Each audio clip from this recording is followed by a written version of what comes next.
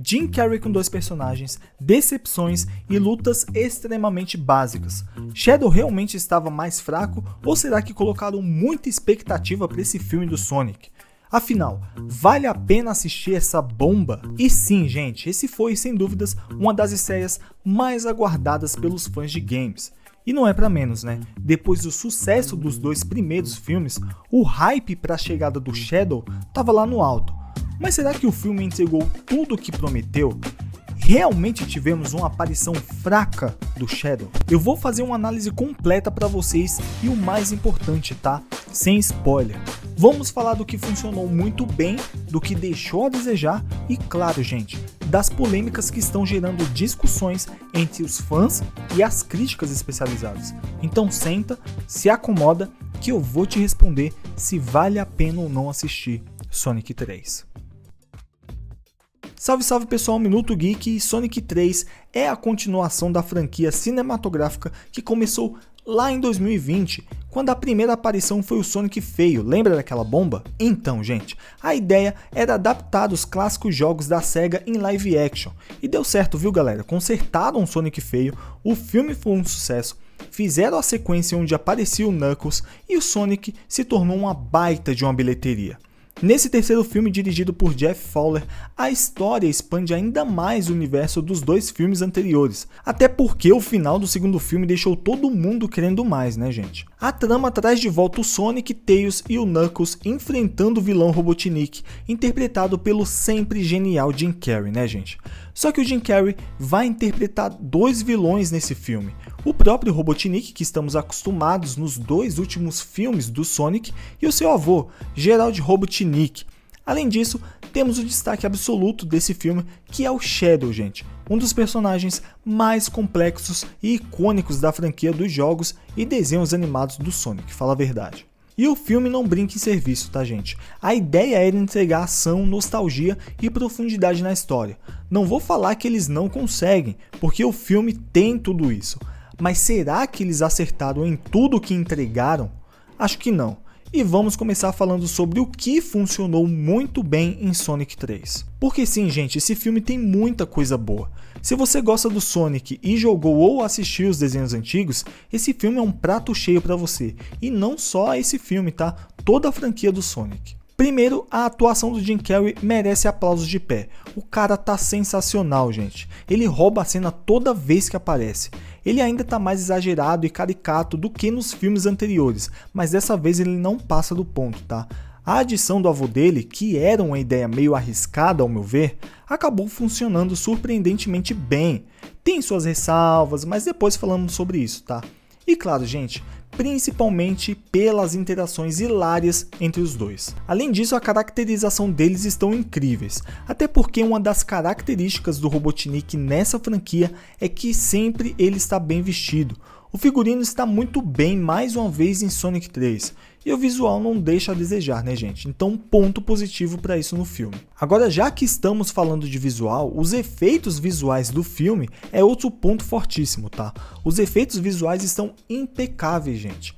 A gente vê o Sonic, o Shadow, o Tails e o Knuckles com uma fluidez nos movimentos que é incrível. Cada personagem tem expressões faciais super bem feitas e as sequências de ações são simplesmente muito bem ensaiadas. Comparando com o primeiro e o segundo filme, os efeitos visuais estão melhores. Dá pra ver tanta diferença assim?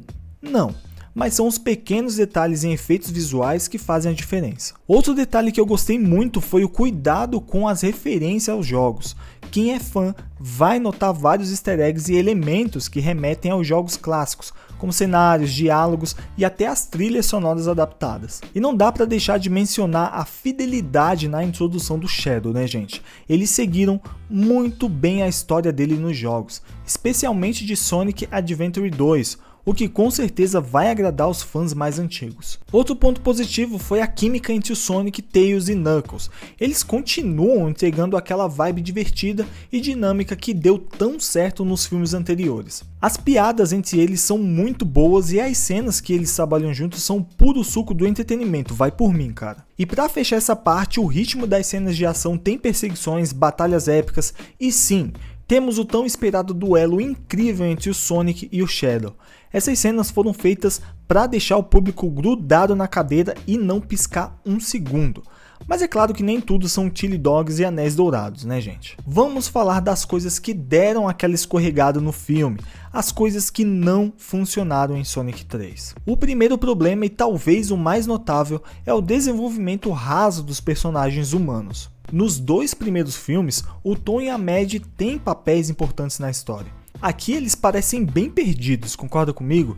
Parece que colocaram eles só para justificar a conexão com o Sonic com o mundo humano, mas sem um propósito real, sabe? E eu sei que você deve estar pensando que o objetivo do filme é ver o Sonic e não os humanos, mas o filme é justamente sobre o Sonic no mundo dos humanos. Se não tem uma base forte no filme que traga isso em evidência para o holoforte, não tem por que seguir essa linha de raciocínio, concorda? Outro ponto que incomoda é o ritmo narrativo. Cara, como isso é chato. Tem momentos em que o filme desacelera de uma forma tão brusca, especialmente nas transições entre cenas de ações e o diálogo mais calmo, sabe? Essas pausas acabam quebrando um pouco a imersão e deixa a história meio desconexa, sabe? E quando isso acontece, você sente que se desconectou do filme.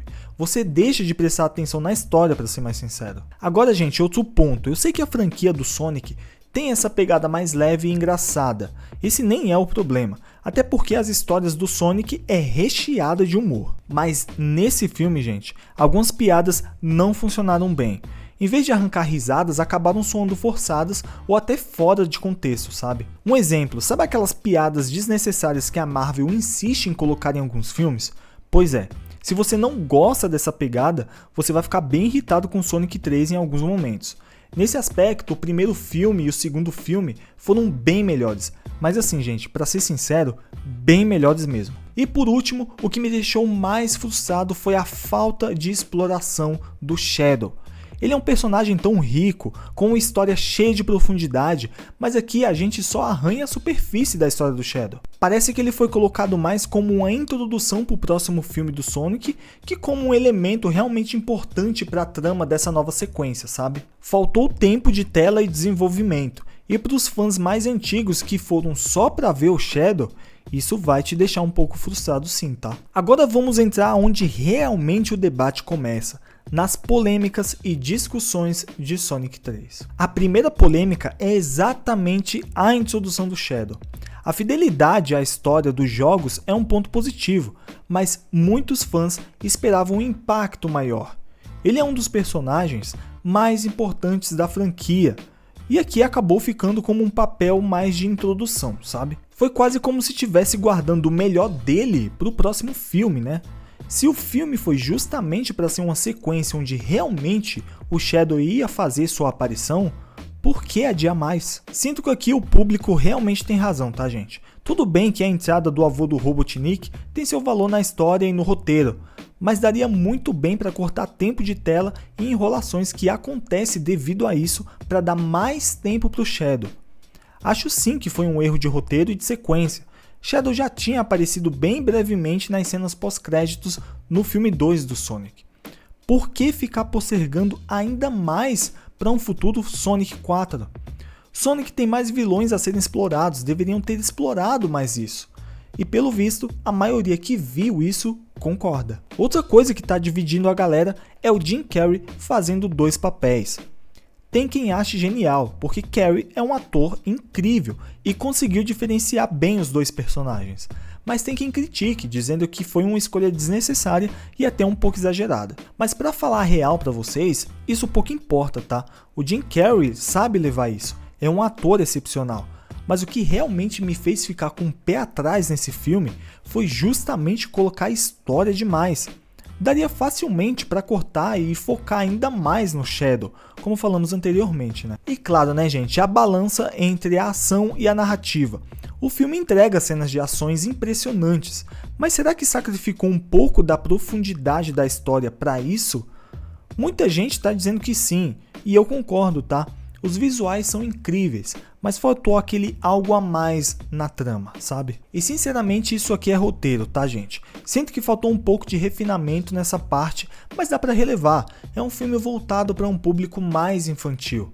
Quem gosta de Sonic e vai ver porque jogou ou assistiu às animações antigas, nem fica bolado com isso, tá? O objetivo e o público desse filme é outro. Por conta disso, não temos um roteiro mais voltado para adultos, com conflitos e reviravoltas mais adultas. A minha sincera recomendação é que assista, se divirta com o que tem e aproveite que estamos vivendo essa época boa para quem é fã de Sonic. Então, vale a pena ou não assistir Sonic 3? Sem dúvida, Sonic 3 é divertido e visualmente incrível, mas ele não é perfeito. É um filme que brilha em vários momentos, mas tropeça em vários outros. Se você é fã da franquia ou dos jogos, vale a pena assistir. Agora, se você não é tão ligado no universo do Sonic, talvez não seja tão impactante assim para você, mas ainda assim vale a pena assistir. É um filme divertido que vai te arrancar boas risadas, vai te prender e vai te envolver em uma história que é relativamente boa. E o futuro da franquia, gente, promete. Com o gancho deixado pelo Shadow e a possível expansão do universo, tem muito potencial para melhorar nos próximos filmes. E se eu falar mais aqui, vou acabar dando spoiler, tá? Então, se curtiu o vídeo, já deixa aquele like, se inscreve no canal e ativa o sininho para não perder mais nenhuma novidade. Valeu por assistir e até a próxima.